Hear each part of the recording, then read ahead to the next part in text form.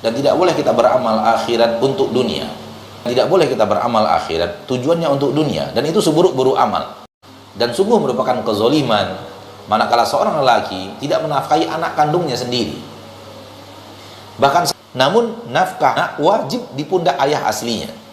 Emosi dan marah hanyalah jalan syaitan untuk memperkeruh suasana.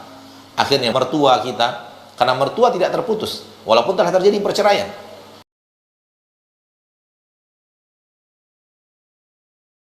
Assalamualaikum Ustaz. Waalaikumsalam warahmatullahi wabarakatuh. Saya dari Singapura mau bertanya, kalau kita bersedekah, boleh tak niatnya juga minta supaya kaya Ustaz?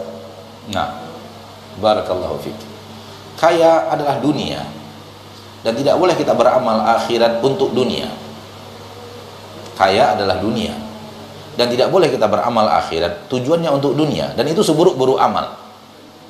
Seburuk-buruk amal adalah amal akhirat yang kalau diterima oleh Allah, amal akhirat itu, kekayaan di akhirat lebih baik daripada dunia dan seisinya. Lalu kemudian dengan amalan yang sangat besar itu, kita minta secuil kenikmatan dunia, maka tidak boleh seperti itu. Jangan kemudian kita berinfak dan bersedekah niatnya untuk kaya raya. Jangan. Lakukan ikhlas kepada Allah Tabaraka wa Ta'ala untuk mengharapkan akhirat. Lakukan dengan penuh syarat agar amal kita diterima oleh Allah, ikhlas dan mengharapkan sesuatu di sisi Allah, dan dilakukan sesuai dengan apa yang diajarkan oleh Rasulullah sallallahu alaihi wasallam. Kalau Allah terima amalan yang ikhlas itu, Allah terima amalan yang sesuai dengan sunnah Rasulullah SAW itu, maka Allah berjanji untuk mengganti. Namun jangan kemudian kita berinfak dan bersedekah untuk kaya dunia. Itu adalah amalan akhirat untuk mengharapkan dunia, dan wallahu a'lam. Baik, sebentar jawabannya dan semoga dipahami oleh yang bertanya dari Singapura tadi. Baik, berikutnya kita angkat kembali melalui telepon yang telah tersambung. Halo, assalamualaikum. Waalaikumsalam warahmatullahi. Ya, dengan siapa di mana Bapak? Ini betul Asal TV. Ya, dengan Bapak di siapa di mana? Bapak Mulyadi di Bengkulu. Ya, silakan Bapak Mulyadi pertanyaannya. Soalnya gini, Ustaz. Nah, Kan kita kan semenjak pada mewabah corona nih, nah, kita kan dianjurkan untuk sholat di rumah. nah, Gimana dengan aktivitas hari-hari kita? nah. Itu Pak. Ya, silakan. Baik, Pak, itu aja.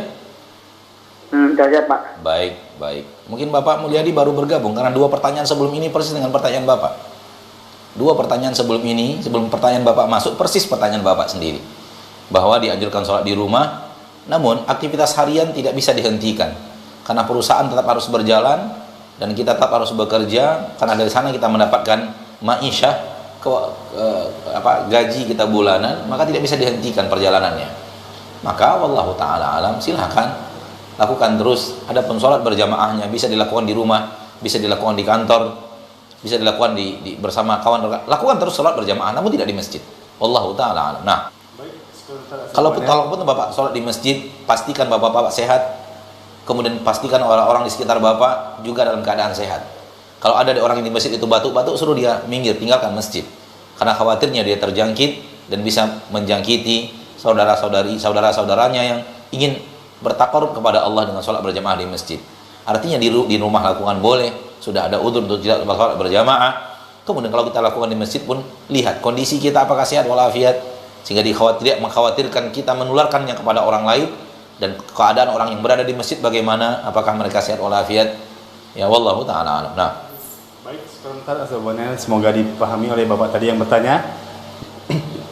Baik, berikutnya kita angkat melalui pesan singkat yang telah masuk.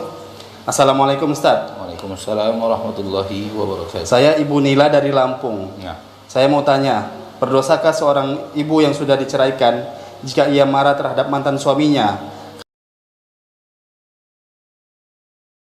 karena masalah nafkah terhadap anak yang ditinggalkan sama mantan suaminya, sedangkan si istri yang diceraikan tidak dikasih apa-apa untuk menafkahi anaknya tersebut? Mohon jawaban Ustaz.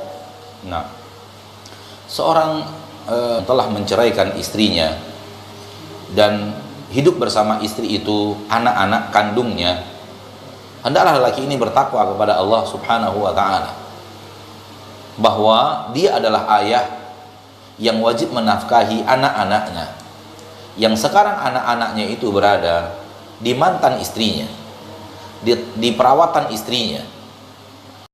Dan sungguh merupakan kezoliman manakala seorang lelaki tidak menafkahi anak kandungnya sendiri. Bahkan seharusnya diberikan nafkah kepada anak kandungnya karena untuk istrinya yang mau meluangkan waktunya untuk merawat anak kandungnya.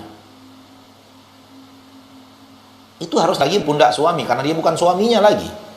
Namun kembali kepada pundak ayahnya sekira ayah masih hidup, dan kembali kepada pundak saudara ayah sudah tiada. Namun nafkah wajib di pundak ayah aslinya. Oleh karena itu ketika suami, bukan suami di sini, mantan suami tidak menafkahi anak, maka mantan suami telah menzolimi sang istri dan menzolimi anak-anaknya. Dan masalah ini bisa dituntut ya kepada orang-orang yang mengerti untuk datang dan dituntut langsung kepada suami untuk mengeluarkan biaya. Karena itu kewajibannya secara agama, secara syariat. Itu adalah anak-anaknya. Dan dia menzolimi anak-anaknya dan menzolimi istrinya kalau justru istrinya yang dituntut untuk menafkahi anak-anak tersebut. Allah telah mewajibkan nafkah di pundakmu wahai para suami. Namun bagi seorang istri, harapannya jangan diselesaikan dengan emosi. Karena apapun yang namanya diselesaikan dengan emosi hampir tidak bisa selesai. Dan sebesar apapun kasus, kalau diselesaikan dengan hati yang tenang, mudah-mudahan dan insya Allah selesai. Oleh karena itu, emosi dan marah bukanlah solusi. Emosi dan marah hanyalah jalan syaitan untuk memperkeruh suasana. Akhirnya mulut kita tidak terkontrol, sikap kita tidak terkontrol, membuat suami semakin malas. Akan tapi kalau kita membicarakannya dan menyampaikannya kepadanya dengan baik, dengan pelan, dengan lembut, dengan akhlak, ya, dan sampaikan kepada orang yang bisa menegur suami, mantan suami maksudnya di sini. Apakah mertua kita? Karena mertua tidak terputus, walaupun telah terjadi perceraian. Maka orang tua suami tetaplah mertua kita selama-lamanya sampai akhir hayat. Sampaikan kepada mertua kita. Kita bisa datang ke rumah mertua kita tanpa disertai oleh anak kita atau mahram kita. Kalau satu kota misalnya, datangi rumah mertua kita. Walaupun mertua kita laki-laki, kita adalah menantunya yang halal mahram baginya untuk selama-lamanya. Sampaikan kepada mertua kita. Bertemu empat mata dengan mertua kita dan sampaikan kepadanya bahwa anaknya telah menzolimi cucunya, agar mertua kita yang menegur anaknya sendiri untuk menafkahi cucunya. Dan biasanya mertua tentu lebih sayang kepada cucunya dibanding sayangnya orang yang tadi dikadukan kepada anaknya. Maka cari solusi yang terbaik dan jangan masalah diselesaikan dengan emosi dan marah, karena emosi dan marah biasanya hanya berakibat kepada permusuhan dan syaitan sangat ingin kita bermusuhan. Wallahu a'lam. Baik, syukur Ustaz atas jawabannya, semoga dipahami oleh yang bertanya.